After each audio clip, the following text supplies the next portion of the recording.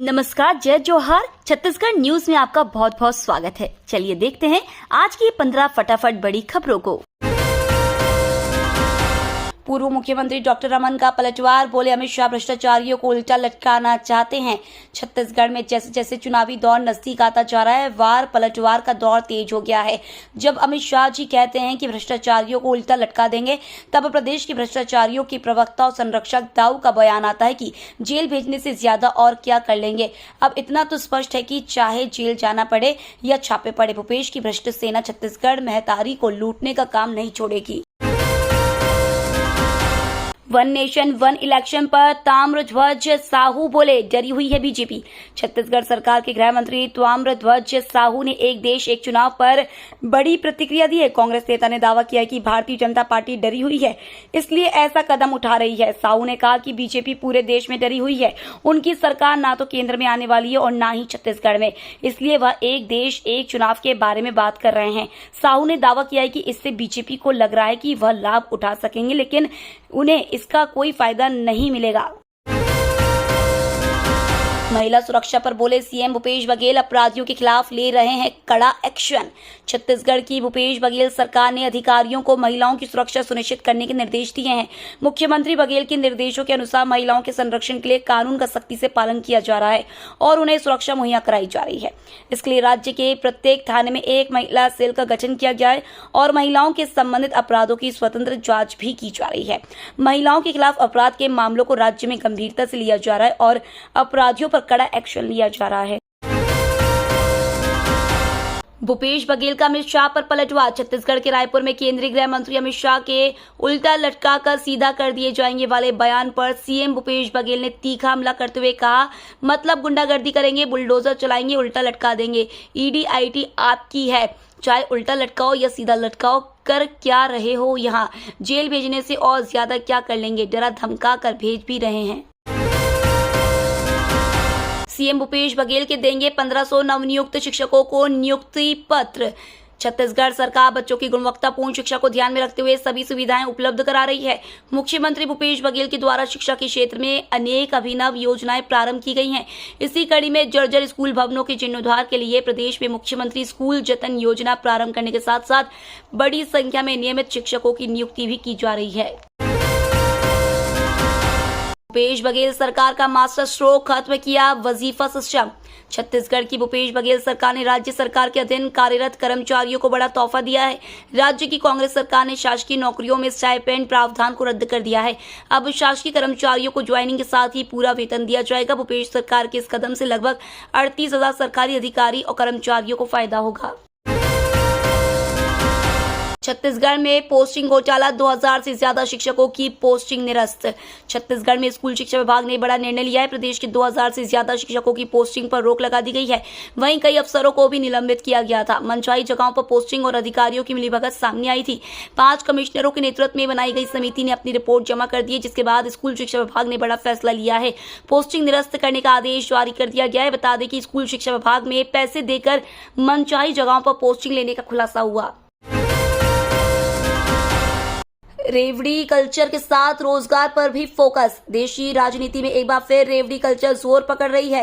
राजनीतिक दलों को मतदाता को लुभाना पहली प्राथमिकता बनता जा रहा है, जहां रेवड़ी के साथ साथ रोजगार के भी अवसर मुहैया कराए जा रहे हैं, ताकि आम लोग आर्थिक तौर पर सबल तो बने ही, साथ में अर्थ का पहिया भी तेजी गति से दौड़ता नजर आए। छत्तीसगढ़ में भी सौगातों की बरसात हो रही है। लोगों को रोजगार कैसे मिले, किसानों को फसल का उचित दाम कैसे दिया जाए, साथ में स्वास्थ्य और शिक्षा की बेहतर व्यवस्था के लिए किस तरह के कदम उठाए जाएं। छत्तीसगढ़ में अब तक 17 लाख से ज्यादा किसानों का कर्ज हो चुका है माफ, बोले ताम्रध्वज साहू। राजधानी रायपुर में किसान तक समिट आयोजित कर रहा है। इस समिट में छत्तीसगढ़ के कृषि मंत्री ताम्रध्वज साहू ने भी हिस्सा लिया। समिट के दौरान उन्होंने जानकारी दी कि फिलहाल राज्य में 32 लाख हेक्टेयर में धान की खेती हो रही है। साथ ही बीजेपी के शासनकाल में 18 लाख हेक्टेयर में धान की खेती होती थी। इसके अलावा उन्होंने प्रदेश में 300 नई राइस मिल खुलने की भी जानकारी दी।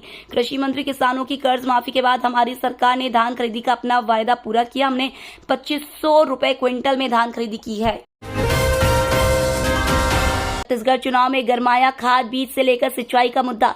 छत्तीसगढ़ में विधानसभा चुनाव 2023 से पहले किसानों को साधने के लिए राजनीतिक दलों ने ताकत झोंक दी है। राज्य निर्माण के बाद प्रदेश में पिछले 23 वर्षों के भीतर किसानों को खाद बीज के लिए अब भटकना नहीं पड़ता है, मगर उनकी खेतों में हरियाली भगवान भरोसे से है। प्रदेश के बांधों में सिंचाई क्षमता 21.40 लाख हेक्टेयर है, लेकिन इनसे वास्तविक सिंचाई केवल 11 लाख हेक्टेयर में ही हो पा रही है। विशेषज्ञ प्रदेश में सुनियोजित तरीके से नहर नालियों का निर्माण नहीं हो पाना इसकी मुख्य वजह बता रहे हैं। छत्तीसगढ़ में वकीलों का प्रदर्शन। छत्तीसगढ़ के वकीलों ने महाबंद का ऐलान किया। इस दौरान हाईकोर्ट में कामकाज पूरी तरह ठप रहा और वकील कोर्ट रूम तक नहीं गए, जिसके चलते 2,500 केस की सुनवाई की तारीख बढ़ा दी गई। लोअर कोर्ट में भी वकीलों ने कामकाज ठप रखा और अपनी 3 सूत्रीय मांगों को लेकर जिला मुख्यालयों में विरोध प्रदर्शन किया। हाईकोर्ट में वकील अपने चैम्बर में कैरम खेलते नजर आए। Bar association advocate protection act लागू करने, मृत्यु दावा राशि 10 लाख रुपए करने की मांग कर रहे हैं। छत्तीसगढ़ में जहरीली शराब से 2 सगे भाइयों समेत 3 की मौत। छत्तीसगढ़ के जांजगीर जिले में जहरीली शराब पीने से 3 लोगों की मौत का मामला सामने आया है। इसमें 2 सगे भाई शामिल है। खबर से पूरे गांव में हड़कंप मच गया है। सूचना के बाद मौके पर पुलिस की टीम पहुंची है और जांच कर रही है। जहरीली शराब पीने से बीते 3 महीने 8 मौत हो चुकी है। घटना अकलतरा के परसाहिवाना की है। मृतकों में संत कुमार शांडे 32 वर्ष, संजय कुमार शांडे 35 वर्ष, जितेंद्र कुमार शांडे 35 वर्ष शामिल है। 9 साल में पीएम मोदी ने एक भी दिन नहीं ली छुट्टी। एक आरटीआई के जवाब में पीएमओ ने जवाब देते हुए बताया कि पीएम मोदी ने अपने 9 साल के कार्यकाल में अब तक एक भी दिन की छुट्टी नहीं ली है। पीएमओ के अनुसार पीएम मोदी हमेशा ऑन ड्यूटी रहते हैं। प्रफुल्ल शारदा ने आरटीआई के जरिए पीएमओ से जानकारी मांगी थी कि पीएम मोदी ने 2014 में पदभार संभालने के बाद से अब तक कितने दिन ऑफिस में उपस्थिति दर्ज कराई है। यूपीआई के जरिए डिजिटल करेंसी में लेन देन शुरू। देश में यूपीआई के जरिए डिजिटल करेंसी में लेन देन की शुरुआत हो गई। स्टेट बैंक ऑफ इंडिया ने ये पहल की है। सबसे ज्यादा ग्राहक होने के नाते इसे सबसे पहले एसबीआई में शुरू किया गया है। इससे डिजिटल रुपए के इस्तेमाल को बढ़ावा मिलने की उम्मीद है। पहले इसे आरबीआई में शुरू किया गया था। इस पहल में 7 आने वाले बैंकों में एसबीआई भी शामिल था। एसबीआई ने कहा है कि इस सर्विस का लाभ ई रुपए बाय एसबीआई ऐप के जरिए उठा सकते हैं। में बारिश का येलो अलर्ट जारी। सावन मास के मानसून के खत्म होते ही प्रदेश में छत्तीसगढ़ में मौसम का मिजाज फिर बदल गया है। प्रदेश में कुछ दिनों पहले बारिश नहीं होने से लोग गर्मी और उमस से परेशान थे, लेकिन एक बार फिर मानसून के मिलने वाली है। मौसम विभाग ने छत्तीसगढ़ के जिलों में भारी बारिश का येलो अलर्ट जारी किया है। ये तो थी आज की बड़ी खबरें। डेली खबरों से अपडेट रहने के लिए चैनल सब्सक्राइब करना बिल्कुल ना भूलें। धन्यवाद।